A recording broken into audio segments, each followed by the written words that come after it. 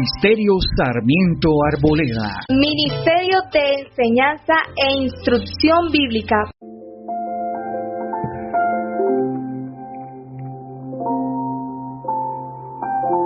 Te habla tu amigo y hermano Carlos Sarmiento. Estás en sintonía de tu programa Sin Levadura en la Doctrina.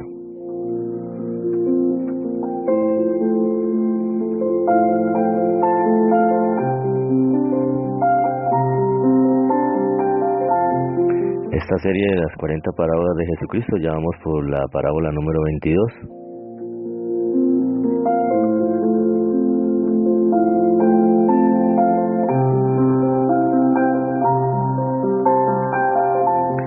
La parábola de hoy se llama la parábola de la moneda perdida, o la mujer que encontró una dracma que se había perdido.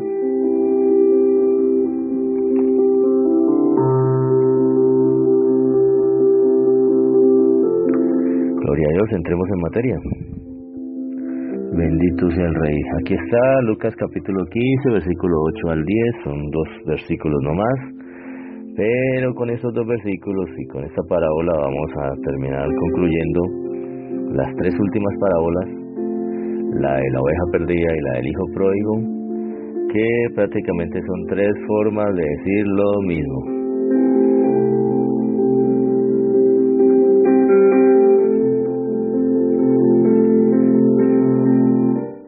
Lucas 15, 8 al 10 dice así: ¿O qué mujer que tiene 10 dracmas, si pierde una dracma, no enciende la lámpara y barre la casa y busca con diligencia hasta encontrarla? Y cuando la encuentra reúne a sus amigas y vecinas diciendo: gozaos conmigo, porque he encontrado la dracma que había perdido. Así os digo que hay gozo delante de los ángeles de Dios por un pecador que se arrepiente.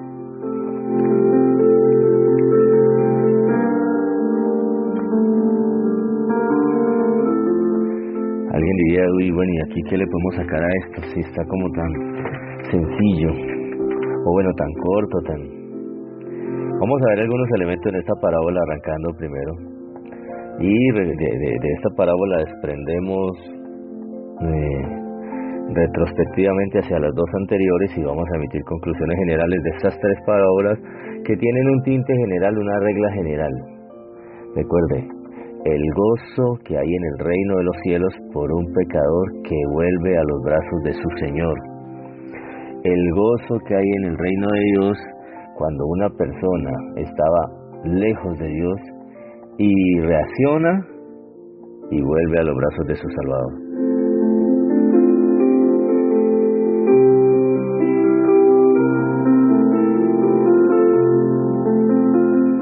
Entonces entramos, vamos a ver los elementos que hay aquí acerca de esta mujer. Bueno, una vez le escuché, hay un varón que le gusta escuchar mucho a Fretes, creo que se llama así, y hablaba acerca del tono despectivo de pronto que a veces se utiliza en algunas parábolas, utilizando de pronto personas que en el común, en el popular, no son como tan honorables. Yo quiero recordarle que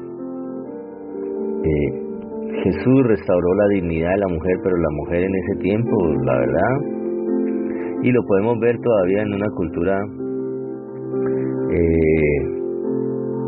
muy parecida a la israelita, de la que nos llegan a veces noticias y vemos en esa cultura como la mujer es prácticamente pisoteada, es la musulmana. En esa cultura que ya lleva al extremo todo esto, se observa como la mujer prácticamente no tiene voz ni voto, el hombre puede hacer y deshacer, el hombre es machista, y nuestra sociedad no estuvo lejos de eso, pongámosle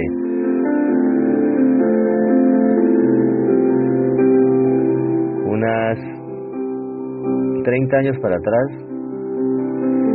Se veía un machismo al interior de los hogares, donde el hombre guache le castigaba a la mujer, le pegaba, horrible, eso se escuchaba.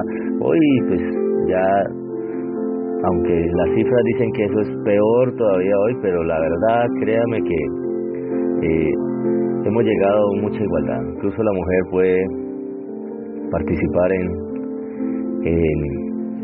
en ciertas esferas en las que antes eso era ilógico. Hace poco nomás tuvimos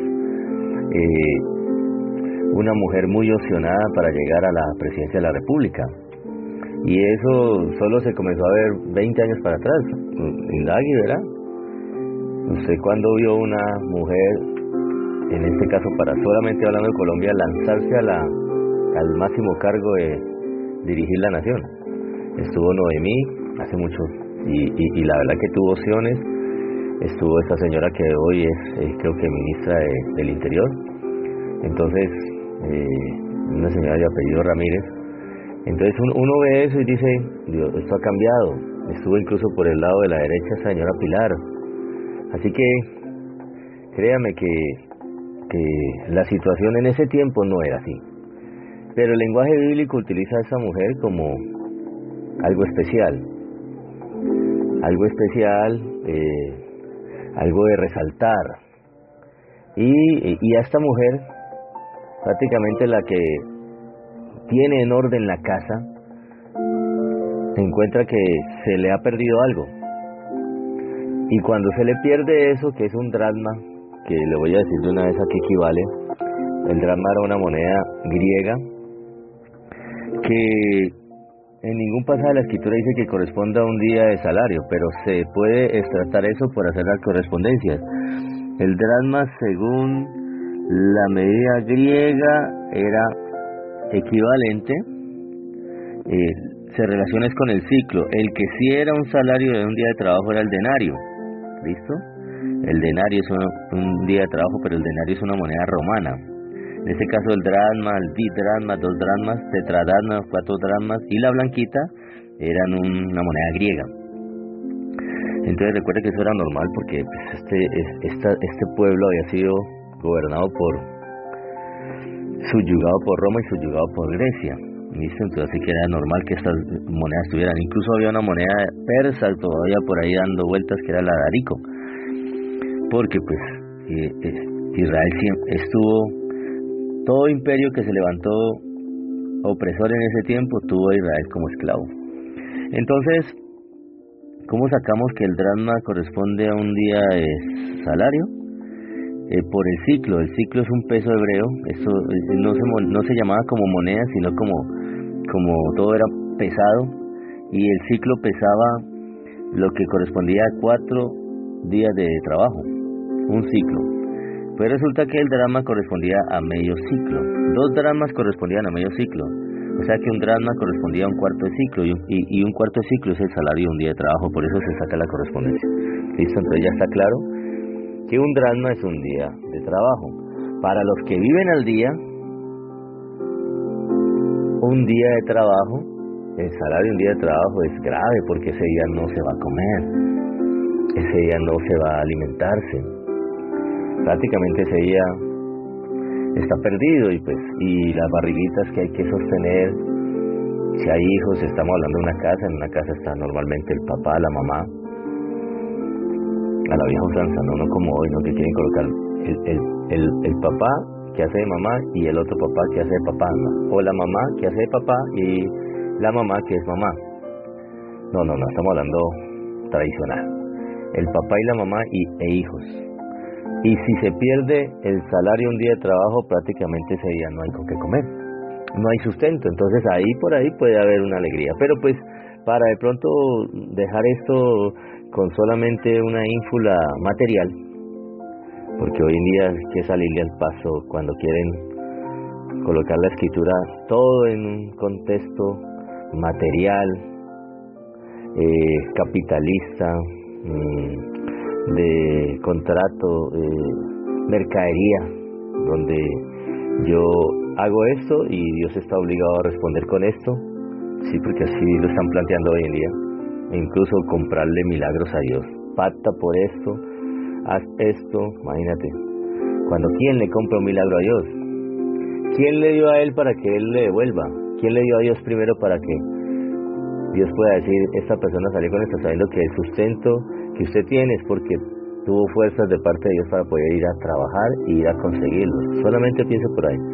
Entonces, para salirle al paso a ese contexto solo materialista, pues vamos a ver otra aplicación que la comenta William Barclay.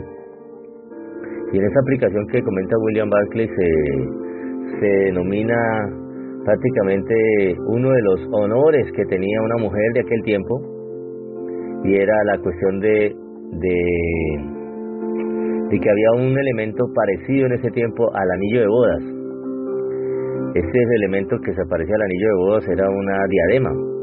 Esta diadema estaba compuesta, ya le digo por cuántas dracmas, cuántas monedas de plata. Estaba compuesta estaba compuesta por 10 moneditas de plata enlazadas en una cadenita de plata. Y dice que esta diadema formada, de pronto pues era en un tono ya romántico, la pieza fuera más romántica la situación, era el adorno de una mujer casada, donde equivalía al anillo de boda. Recuerde, 10 moneditas en una diadema enlazadas con una cadenita de plata, y que era un valor de precio sentimental superior a cualquier otro, y se consideraba algo tan personal, ya voy a seguir leyendo a Barclay, se consideraba algo tan personal que no se podía expropiar por deudas. Es decir, cuando a alguien le iban a quitar todo, recuerde que en ese tiempo alguien debía, entonces vendan su mujer, vendan sus hijos, vendan sus posesiones, pero esta posesión en la cultura judía no era expropiable.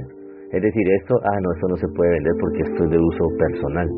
¿Qué era? Era como el anillo de bodas de esa persona. Imagínate, ese respeto se había llegado a esa sociedad, que esto todo era confiscable, embargable, pero esa prenda en especial no era embargable. Y dice así: tal vez se trataba de una de esas monedas y la mujer la buscaba, se le había caído la diadema, como buscaría una mujer casada hoy que ama a su marido el anillo de bodas. Es fácil imaginar la alegría de la mujer cuando vio relucir la moneda y la pudo apreciar otra vez cariñosamente entre sus dedos. Y dice al final William Barclay, que esto es hermoso: el júbilo, eso representa el júbilo que Dios tiene, la alegría que Dios tiene, y todos los ángeles cuando vuelve al hogar un pecador, es como el de un hogar que recupera el sustento del día, como lo vimos por el plano material, porque ellos vivían al día y ese día hay que comer, o como el de una mujer que había perdido algo muy personal y valioso y lo encuentra otra vez. Escúcheme, ahí habla de unas bodas y habla de un elemento perdido, y ahí comenzó a dar la aplicación. Vamos al paso, ahorita no vamos a leer y luego interpretamos, vamos interpretando de una vez. Recuerde que la escritura habla de que nosotros integramos el cuerpo de Cristo, y el cuerpo de Cristo es la esposa, es la mujer de Él. En este caso es una novia prometida al marido, que en una promesa según la cultura judía estamos desposados. Desposados es un compromiso matrimonial que ya no es tan ineludible, ¿no? Ya no me quiero casar, no, tendrías que ir, si ya no te quieres casar, ante autoridades notariales, civiles o otro tipo de autoridad para derogar esa promesa. Es decir, no han consumado el matrimonio, pero ante los ojos de las autoridades y la sociedad en ese tiempo, prácticamente ya son marido y mujer. Lo único que le falta es irse a vivir juntos. No habían tenido intimidad. Recuerde que eso no es como acá, que primero van y se acuestan y luego dicen, no, sí, servimos para vivir, y luego sí, ya comienzan, y luego a los 2 años ya están aburridos y así. Y esa es una de las razones de ser de nuestra cultura, de por qué hay tanto matrimonio fallido y tanto hijo por ahí regado. Es la realidad. En esta cultura se cuidaban de eso para que alguien pensara muy bien la mujer que quería.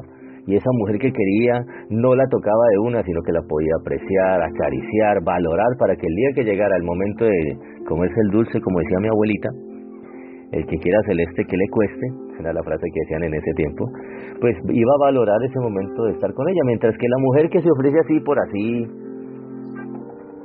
es como cuando un banano muy bonito, muy dulce, comienza alguien a manosearlo, y ya pasa de mano en mano, al final como está el bananito.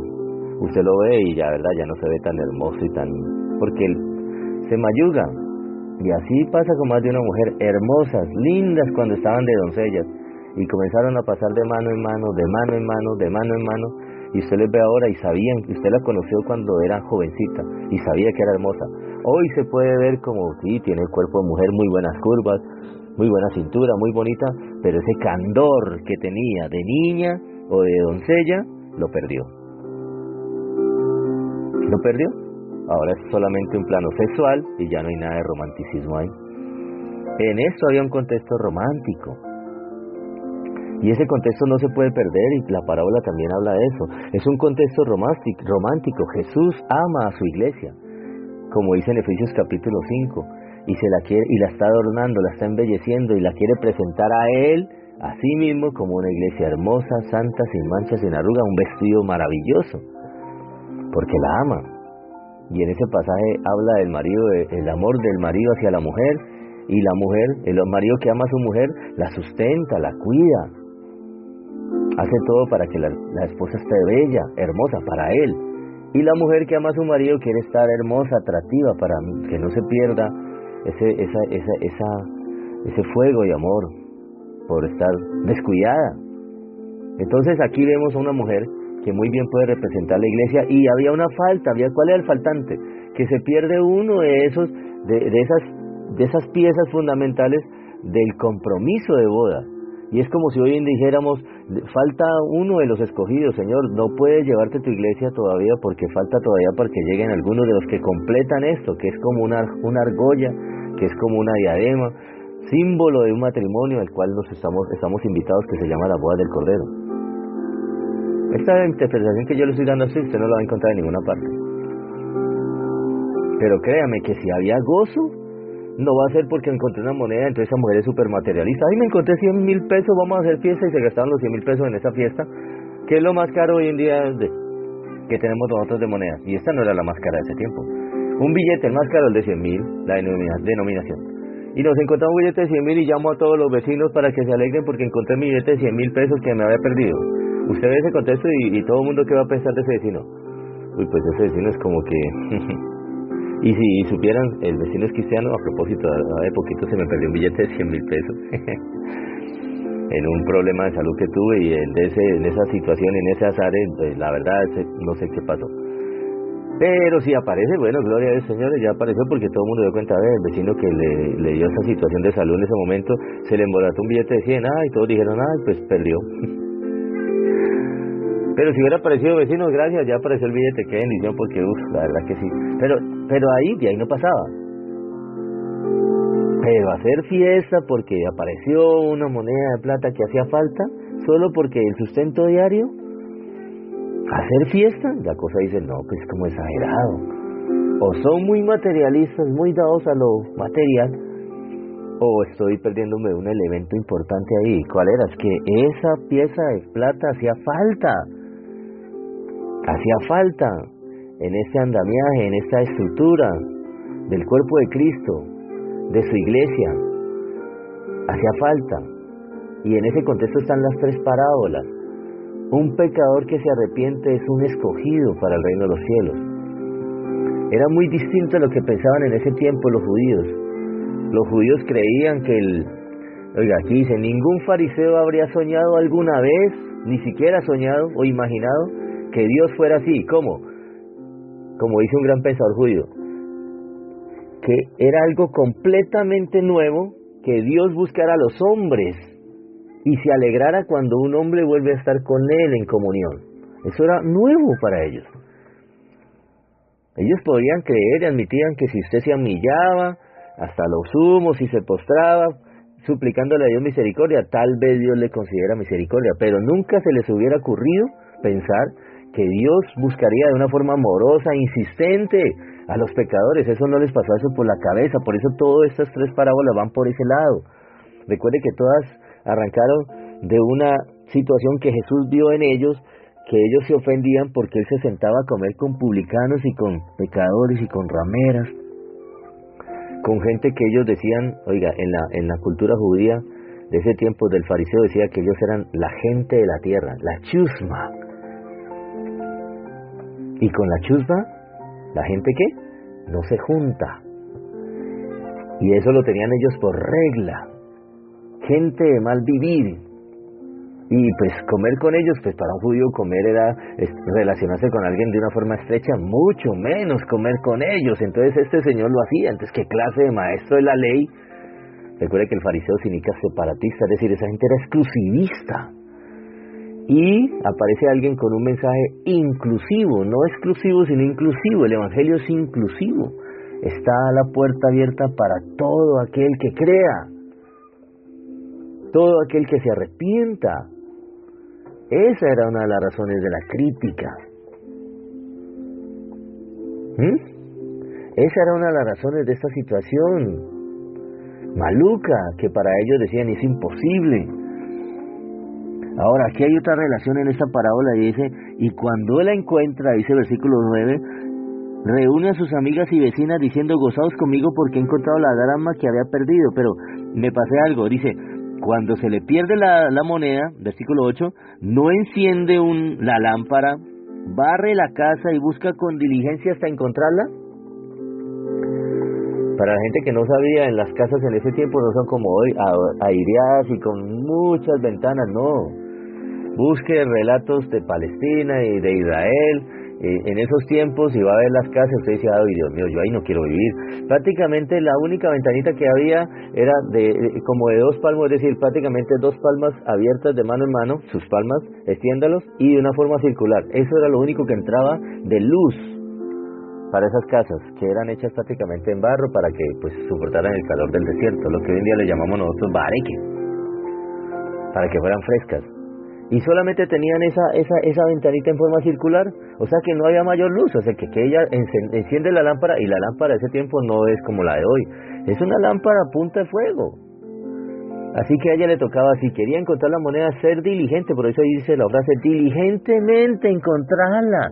Y el piso no era enchapado, así como el de nosotros, y esas baldosas que solamente es pasarle nomás un poquito la escoba y ya se ve limpio otra vez. No, había que, era un piso prácticamente en tierra mezclado con lo que trabajan ellos, paja y todo eso, o sea que había que hurgar y había que hacer un oficio, mejor dicho, para encontrar algo ahí perdido tenía que comenzar a mover, a barrer. O sea que era una labor dispendiosa. Otros dicen, no, que se pierda la moneda. Esta mujer dijo, no, la encuentro, así le tocará que hacer, y le dio y barrió hasta que encontró la famosa moneda. Y ahí fue cuando dijo, claro, después de un fruto de trabajo donde hubo no negligencia ni displicencia, sino que hubo diligencia, la mujer encontró. Y al respecto, ya que te digo que con esta parábola relacionamos lo anterior, todo ese elemento está igual en los otros 2 parábolas. En la parábola de la hoja perdida se ve mucho más claro. Por ejemplo, mire, dice así William Barclay, póngale cuidado, porque decían que así como un pastor buscaba la oveja y se iba por los montes, hay que comprender la situación montañosa de ese tiempo. Ellos eran una gran meseta, escúchenme. Eran una gran meseta donde estaban muy pocos los pastos, ¿listo? Y las ovejas tenían que desplayarse, y no eran poquitas ovejas, eran muchas ovejas. Y a veces habían 1, 2, 3 pastores para el ganado de todo el pueblo, ¿listo? Y ellos, los pastores, pues tenían que al ojo estar echando a la vista, a la distancia, a las ovejas, echándole ojo a la distancia, como Dios nos ve a la distancia, pero nos está echando ojo. Y aquí hay un relato de George Adam Smith, póngale cuidado, este relato tan hermoso. Dice así, además de eso le comento, al borde de cuando finalizaba esa meseta, que es algo plano donde encontraban los pastos, había precipicio, o sea que muy fácilmente una ovejita que casi no ve, queriendo buscar pastos, llegaba al borde de un precipicio, como le mandé la imagen el día de ayer, y prácticamente el pastor tenía que arriesgar hasta su propia vida para poder salvar a esa oveja, porque si no, caían los dos al precipicio. Póngale cuidado nomás. Entonces aquí está el relato de George Adam Smith. Dice así, cuando le encuentras en algún cerro en el que aúllan las hienas al pastor, insomne, es decir, sin haber podido dormir, con la vista acostumbrada a la lejanía, curtido por el tiempo, armado, apoyado en el cayado y siguiendo con la mirada a sus ovejas esturriadas, es decir, desparcidas, con cada una de ellas en el corazón, comprendes por qué el pastor de Judasa, ese sector pues de allí, que Jesús utilizó como ejemplo y que todo el mundo conocía en ese tiempo, saltó a la cabeza en la historia de su pueblo porque dio su nombre a los reyes de Israel le llamaban los pastores de Israel, y se convirtió en un símbolo de la providencia divina. ¿Por qué Cristo le tomó como un prototipo de sacrificio? El pastor era el responsable de las ovejas. Si una se perdía, el pastor tenía que encontrarla o presentar al menos la piel para demostrar que había muerto, es decir, lo que había dejado la fiera, que se lo comió. ¿Listo? Los pastores eran expertos en el rastreo, oiga, podían seguir las huellas de una oveja perdida a lo largo de kilómetros por el monte. No había pastor que no considerara parte de su trabajo el arriesgar la vida por sus ovejas. Ya sabe lo que le dije, quedó en un borde de un peñasco y por querer agarrarla, el pastor también cayó. Eso lo considera el pastor, arriesgar su vida por las ovejas. Y Jesús es el buen pastor y en San Juan 10:10 dijo, yo doy mi vida por las ovejas. Muchos rebaños eran comunales, es decir, muy grandes, de toda la comunidad. Es decir, no de un solo dueño, sino de todo el pueblo. Y tenían 2 o 3 pastores. A veces pasaría que los que tenían sus rebaños completos volvían antes al pueblo y todo el mundo, bueno, llegaron. ¿Y qué pasó? No, todas las ovejas ahí. ¿Cuántas habían? 100 hay, listo. Pero decían que el otro estaba totalmente en el monte, todavía allá en el monte, buscando una oveja que se le había perdido. Oiga, todo el pueblo estaría velando hasta que por fin aparecía el pastor allá en la distancia, saltando de alegría con su ovejita a hombros. Y entonces todo el mundo elevaría, oiga, de toda la comunidad se elevaría un clamor de alegría y de gracias a Dios porque el pastor encontró la oveja. Es la misma escena que Jesús nos quería demostrar respecto a lo que pasa en el reino de los cielos. Así es como es Dios. Él se alegra cuando se encuentra un pecador que se había perdido, como se alegra el pastor cuando encuentra y vuelve a casa con la ovejita que se le había extraviado. Es lo mismo, es la misma imagen. Hay un gran varón que dijo un día, Dios también conoce la alegría de encontrar lo que se había perdido. Y el Hijo del Hombre vino a buscar y a salvar lo que se había perdido. Lucas 19:10. Aquí lo tengo aquí al ladito. Él vino a buscar y a salvar lo que se había perdido. Cuando rescató a Zaqueo, y todo el mundo criticó porque había restaurado a Zaqueo, el enanito ese, sí. Él se había vuelto, era israelita, pero se había vendido a Roma y se había convertido en publicano. Y siendo publicano se había hecho súper rico. Es decir, prestaba gota a gota, un ejemplo, los gotagotas de hoy. Se había hecho súper rico, pero en esa labor, él había comenzado a ser muy ruin con sus demás hermanos y todos les tenían rabia por eso. Y explotaban, porque era verdad, esa gente explotaba a los demás de su nación y por eso eran considerados traidores, vendidos a Roma. Y este hombre se arrepiente, sabemos la escena, que se subió a un árbol y quiso verlo porque no podía verlo, y Jesús le dice, Zaqueo, hoy voy a comer contigo. Y la demostración de que él se había arrepentido y que sintió que esa aceptación del maestro, del pastor que vino a buscar esa oveja perdida,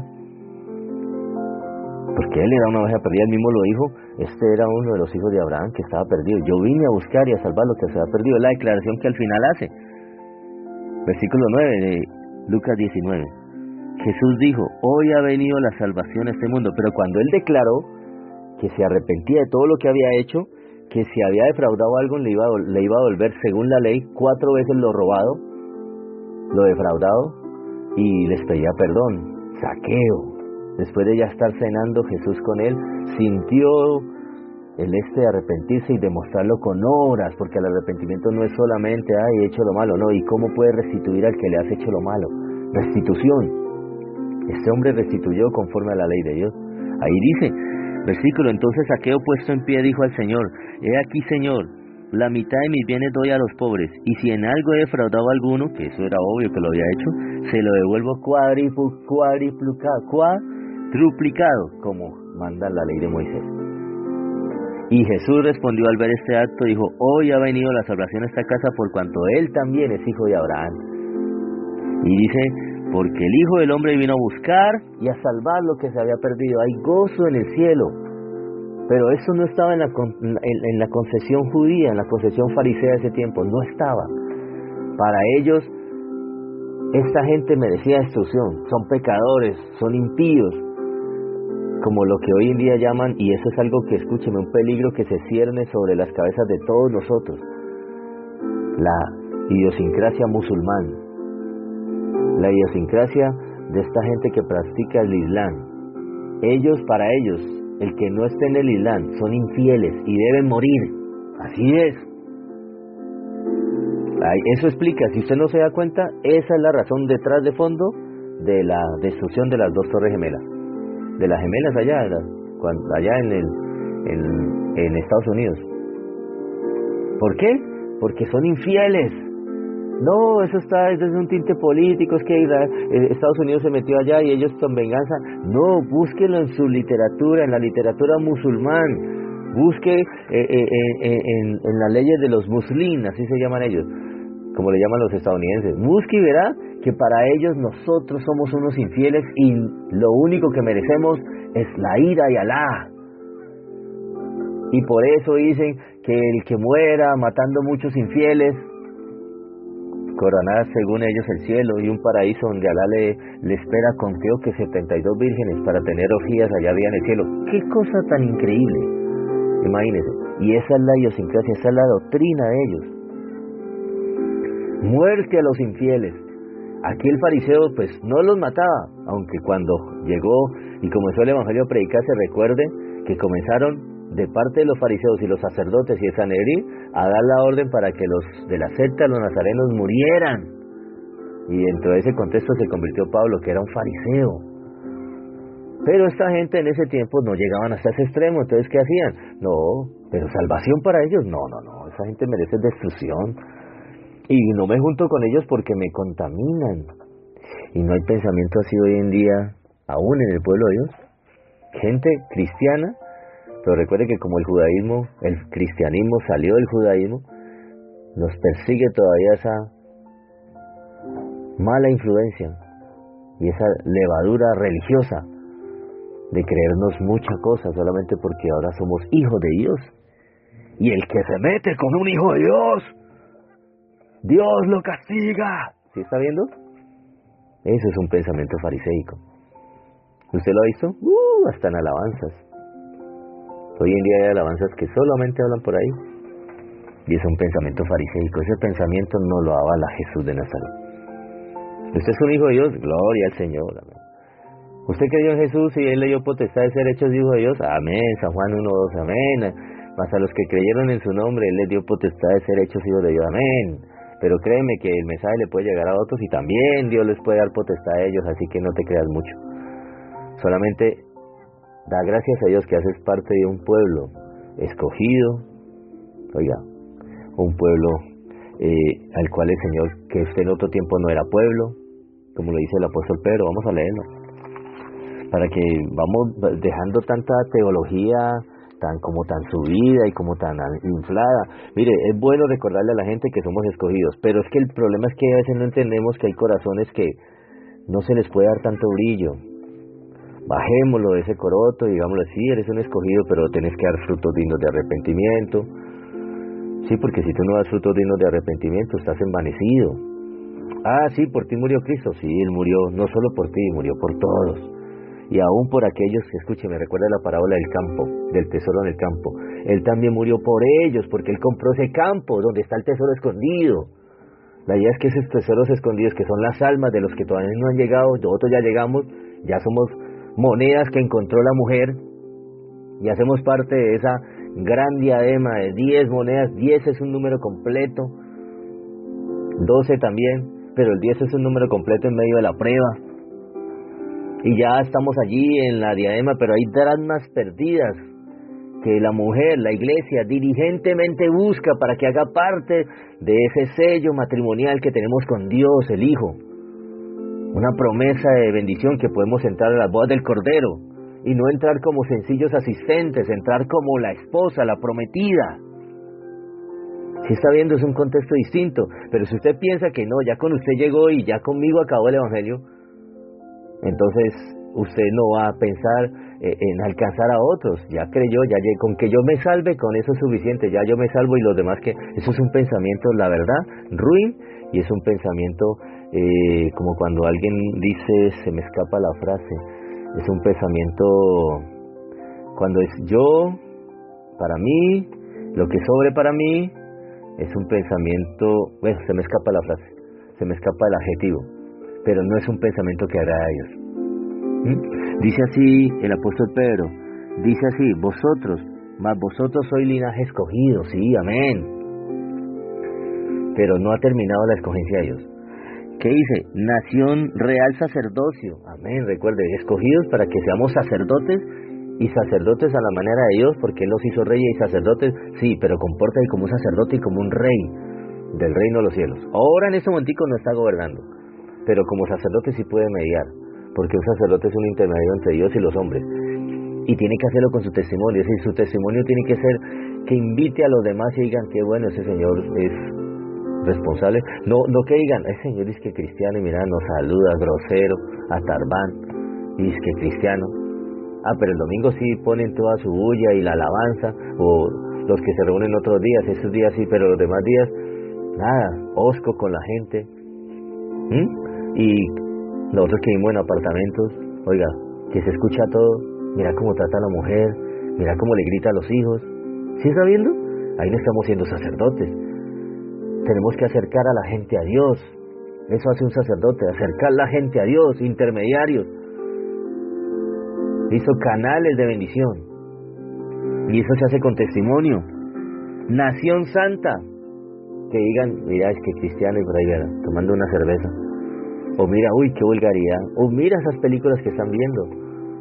¿Sí está viendo? O mira esa música que escucha cuando no están escuchando alabanza. No es una nación santa. Santo es consagrado para Dios, separado para Él. ¿Sí está viendo?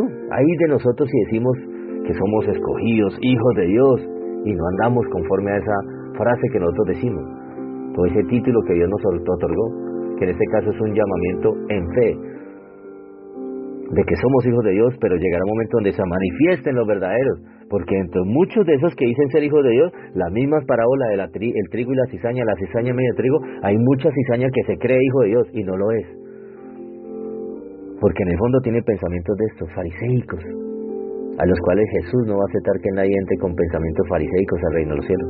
Y el último dice, pueblo adquirido por Dios, como ese pastor. ¿Por qué adquirido? Por un pastor que dio su vida por esa oveja. Pero no es la única oveja por la que dio su vida.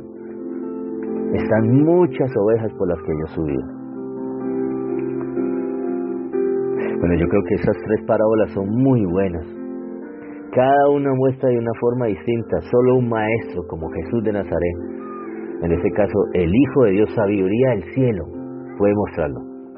Tres facetas distintas, y en las cuales termino con una que para mí creo que es la más vital. Hay un predicador que se llama Paul Washer, y muy bueno, el hombre tiene un planteamiento muy bueno, y hay una predica que se llama Predicando el Evangelio a los Evangélicos, creo que se llama así. Pues eso no es de él. Esto se lo encontré a William Barclay hace más de 200 años, creo que tiene Barclay de haber dado estas declaraciones. Y en esta declaración él dice que estas tres parábolas tipifican lo que se conoce como predicando el Evangelio dentro del Evangelio mismo. Así dice. Voy a buscarle el texto a ver si lo encuentro, donde el propósito de estas tres parábolas era que a los que están dentro del pueblo de Dios se les oriente exactamente de lo que es el Evangelio. Y el Evangelio son las buenas noticias para que la gente se acerque a Jesús. El Evangelio son las buenas noticias de salvación, donde aquel que sabe que está fuera del reino, pues se le está invitando a que entre al reino de los cielos.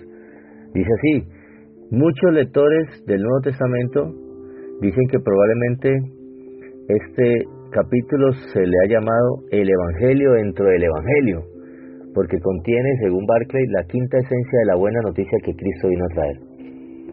Todas estas parábolas, dice Barclay, surgieron precisamente de eso, de gente con pensamiento fariseico dentro del pueblo de Dios. Y ese pensamiento hay que sacarlo, irlo sacando. ¿Para qué? Para que el que se lleve la gloria sea Dios. Y hay una frase, un poema de Lope de Vega, que quiero dejar para el final. Escúcheme, quiero dejar para el final, todavía tengo tiempo, si tenemos algunos minutos. Y ese poema es maravilloso, es lindo, ¿para qué? Lope de Vega era un español que conoció al Señor, no sabemos si murió en Cristo, pero aquí dejo una frase. Y al final, pues quiero decirles que la parábola que más deslumbra de estas tres juntas, que fue la oveja perdida, que es linda, ¿cierto? Es hermosa. La moneda que hoy vimos que se veía como tan sencilla, pero vimos que enciende la lámpara, la palabra de Dios, busca diligentemente. La luz no era mucho, pero ella comienza con la lámpara a buscar a esa oveja que se había perdido. Eso se llama un clamor, una intercesión. La lámpara también representa el aceite, porque a la lámpara, para poder que alumbre, tiene que haber aceite. Estamos hablando de la presencia del Espíritu Santo, que es el que hace diligencia, barre su casa. Al barrer la casa, pues vemos que ella limpia de lo que está sucio, es decir, prácticamente hay que sacar lo que no le agrada a Dios y que está en el interior, entonces hay que sacarlo. Listo, quita las escorias, quita lo que está y busca con diligencia hasta que encuentra la moneda que hacía falta para que esa pieza perfecta, esa pieza esté completa. La pieza de la diadema que representa nuestra unión matrimonial con el esposo, que pronto ha de venir. Todas tres tienen una declaración así, versículo 10, así os digo que hay gozo delante de los ángeles de Dios por un pecador que se arrepiente, hablando de la moneda que se encontró. El versículo 7 de la parábola de la oveja perdida, os digo que así habrá más gozo en el cielo por un pecador que se arrepiente que por 99 justos que no necesitan arrepentirse, el pensamiento fariseico. ¿Listo? Pero dice, el gozo, hay gozo por un pecador cuando vuelve al Señor. Y así mismo la parábola, la más especial de las tres, que hay gente que dice que es la pieza más de los mensajes breves que hay, de las historias breves que hay en el mundo, la más linda es la del hijo pródigo, que algunos dicen que no debería llamarse la del hijo pródigo, porque realmente, aunque yo también lo enseñé de esa forma, pero creo que esa aseveración es muy real. Realmente aquí, lo único que el hijo pródigo reacciona es cuando vuelve en sí, porque lo que Jesús quiere decir allí con respecto a eso es que la gente lejos de Dios no son ellos mismos. Cuando vuelven en sí es que comienzan a ser ellos mismos, porque sin Dios nada somos, sin Dios no somos nada. La moneda se pierde, eso sí, no tiene problema, pero la oveja sí se pierde por estúpida, porque cómo va a comenzar a irse y a enredarse por allá a terrenos donde su pastor no le está mirando, no le está cuidando, y a comenzar a meterse en terrenos peligrosos. Sabemos que el reino de las tinieblas son esas fieras, esos lobos, esos osos y esos leones que buscan, como el apóstol Pedro lo dijo, el diablo anda como león rugiente buscando a quien devorar.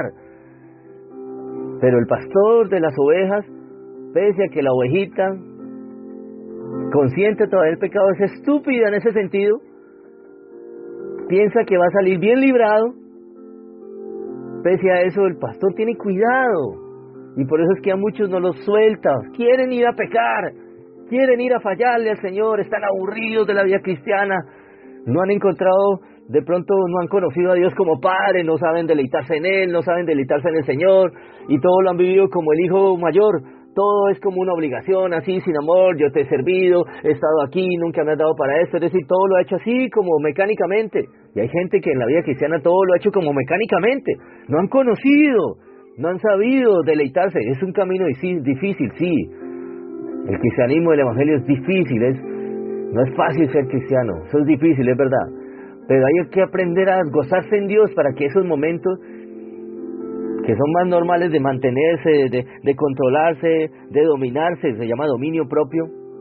Estar frente al pecado y poder decirle no, se llama dominio propio, lo que muchos no saben hacer, o no les gusta hacer, o no quieren hacer. Y todo ese tiempo eso se toma a veces como tan mecánico, y dice, no, pero es que ¿cómo hago? Pero hay momentos donde te puedes deleitar en Él, y comprender que en eso hay mucho lindo, como cuando la vida con la mujer, muchas horas del día son solamente obligaciones y ya está eso, pero cuando hay momentos de intimidad con ella, ¡ay, se disfrute! Así mismo es con el Señor. Momentos de disfrute cuando recuerdas, al estar con ella íntimamente, la esencia en lo que se gira este hogar. Este hogar se gira en torno a una pareja que se prometió amor. Pero vienen los hijos, luego las obligaciones y ese amor se va enfriando, porque no aprendieron a seguir cultivando eso, y en el caso pues de la intimidad del lecho se volvió solo mero sexo y no se cultivó el amor. Así es esto mismo, solo mera observancia externa y nada de amor. Dios puede suplir la estupidez de una oveja que quiere irse. Dios la puede suplir, Dios puede cubrir eso. Los otros no, ya se quiere perder, que se vaya, que se pierda. El hijo se perdió, porque a toda costa, sabiendo que le volvía la espalda a su padre, ese iba a ir lejos de su padre. Pero el único que nombró las prostitutas no fue el hijo que vivió perdidamente. El hijo mayor fue el que dijo, este que derramó, gastó todo con prostitutas. De pronto eso en su mente tenía el anhelo, pero él estaba allí, pero no. Él fue el que nombró las prostitutas en la narración, nadie más, no se había nombrado antes. Búscale, verá, en la narración del hijo perdido. No se había nombrado nada del asunto de las prostitutas, lo nombró fue el hijo mayor. Pero el hijo menor se perdió a toda costa, sabiendo, le dio la espalda a su padre. La moneda sí se perdió sin culpa de ella. De pronto fue la mujer la que le descuidó, como a veces la iglesia descuida a sus miembros y esa persona cae. La ovejita, un animal estúpido que no pensó y se fue al alcance de las hienas, de los lobos, de los osos. Pero escúchame lo que te voy a decir. Pero pese a todo, Dios puede vencer la estupidez humana, que muchas veces influyó por el mal y hasta consciente rebeldía, porque a veces somos rebeldes de corazón, obstinados de corazón. Y recuerda por lo que dice en Samuel, 1 Samuel 15, a Saúl le dijeron que la obstinación, la rebeldía es como pecado y adivinación y hechicería. Ahí está el peligro en eso, pero Dios puede vencer eso porque Dios es amor. Él no se resigna a perder lo que Él ama. Por esas almas, por esas ovejas Él dio su vida, sino que Él busca, espera, y créame que cuando alguien reacciona, Él se alegra con un gozo que es inefable, glorioso, cuando usted recupera lo que se había perdido. Ahí verdaderamente, y es lo que dicen, suelta una paloma, déjala ir en libertad, suelta esa ave. Si vuelve a ti es porque verdaderamente era tuya, no se había perdido. Y es un gozo inefable eso. Dios experimenta ese gozo cada que un ser humano, hombre o mujer, entiende que era como una ovejita estúpida que fue y se enredó por allá y se dejó engañar del diablo, conociendo espejos en la vida, miles de espejos que tenemos en la vida, de que separados de Dios, apartados de Él, nada podemos hacer. Pero pese a eso, se goza el Señor. Finalizo con este poema de Lope de Vega, qué hermoso yo. Dice así: pastor, que con tus silbos amorosos me despertaste del profundo sueño. Tú que hiciste callado ese leño en que tiende los brazos poderosos, la cruz. Vuelve los ojos a mí, fe piadosos, pues te confieso por mi autor y dueño. Y la palabra de seguirte empeño, tus dulces silbos y tus pies hermosos. Oye, pastor, pues por amores mueres, no te espantes el rigor de mis pecados. Pues tan amigo de rendidos eres, espera pues y escucha mis cuidados. Pero, ¿cómo te digo que me esperes, si estás para esperar los pies clavados? Lope de Vega. Vuelve a Jesús, amigo. No, nunca he estado con Él. No, Él un día te formó en el vientre de su madre. Él es tu creador. Vuelve a tu creador. Ya hiciste mucho tiempo lo que satisface la carne. Ya, basta el tiempo de haber hecho lo que satisface la carne, la rumba, una mentalidad sin Dios. Plata, ya hiciste plata. Ya probaste de todo, has probado los placeres de la vida. ¿Te llenaron? Séme sincero, ¿te llenaron? Si sos sincero, tienes que decir no. Ya tenés un título universitario, ya, ¿te llenó? ¿Te sentís en la gloria? No. ¿Ya te casaste con la mujer que era la que querías? ¿Te llenó? ¿Te sentís en la gloria? Sí, había momentos lindos, pero ¿se sentía en la gloria? No. ¿Hiciste millones de pesos? Sí, ya sabes lo que es tener millones de pesos, sí. ¿Te sentís en la gloria? No. ¿Sí está viendo? Vuelve a Jesús y vas a vivir momentos de gloria, porque Él es el Rey de gloria. Haz conmigo esta oración, por favor. Padre Celestial, en el nombre de Jesús de Nazaret, te presento esta alma que va a repetir esta oración, Señor. Señor Jesús, he vivido lejos de ti cuando tú has estado tan cerca de mí, pero por terquedad, por dureza de corazón, por el que irán, por muchas razones, no he aceptado tu oferta de salvación. Pero hoy acepto tu oferta de salvación porque en ese poema dice que tú no te has ido, están tus pies allí clavados, esperándome. Ya sabemos que no estás en una cruz, pero estás cerca ahora, Señor. ¿Te bajaste de esa cruz o no te bajaste de esa cruz por amor a mí? El que debía estar en la cruz era yo. No te extrañes, Señor, como dice esa poesía, mis episodios más negros, tú los conoces, Señor. Pero precisamente por esos episodios negros que he vivido y que digo que yo solo conozco, sé que hay un día donde si yo no me arrepiento, esos episodios negros los va a conocer toda la humanidad y eso sí me escandaliza, Señor. No quisiera llegar al cielo con toda esta deuda, Señor. Quiero saldar esa deuda aquí, Señor. Y que se borre todo ese expediente del cual me avergüenzo. Todo ese expediente cochino, Señor. De miles y miles de pecados cometidos. Con mi boca, con mi andar. Hay cosas que sé que te agradan y las dejo de hacer y no las hago. También son contadas por pecado. Pero dijiste que con la cruz, en la sangre que derramaste en la cruz, podías limpiar con esa sangre todos mis pecados y presentarme limpio delante del Padre. Te pido que me perdones por esos pecados. Infunde arrepentimiento en mí para dejarlos, cambiar, tomar otro giro, cambiar de dirección, cambiar de parecer. Y pido que borres esos pecados de mi expediente, Señor. Y me acerques a ti porque la verdad no te conozco, pero quisiera conocerte, Señor. Hay cosas que escucho que son muy maravillosas, quisieras que fueran reales para mí. Veo que otros lo experimentan, yo no he podido experimentarlo. He vivido una religión por la tradición de mis padres, pero no te conozco, Señor. Es una tradición sin Dios, sin el Dios que ellos profesan. Dios no está ahí presente, Señor. Ayúdame, Señor, a sentir tu presencia. Visítame. Enséñame tu palabra. Quiero leerla. Pon en mí amor por leer tu palabra. Y permite que un día tu presencia me llene, me embargue y pueda entender lo que significa estar en paz con Dios. Tener mi cuenta saldada y tener el gozo, como dijo el Señor a los discípulos, gozaos de que vuestros nombres estén escritos en el libro de la vida.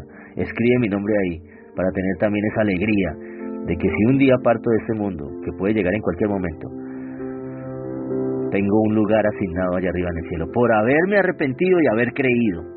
Esa es la única demanda de parte tuya. Y después de haberme arrepentido y haber creído, enmendar mi camino y hacer tu voluntad, Señor. Te lo pido, Padre Celestial, en el nombre de tu Hijo que vino a garantizar esas promesas, y por el Espíritu Santo de Dios, que es el que está hoy presente para ayudarme en este caminar. Amén y amén. Amigo, te espero el día de mañana. Que el Señor te bendiga y te guarde. Sin levadura en la doctrina.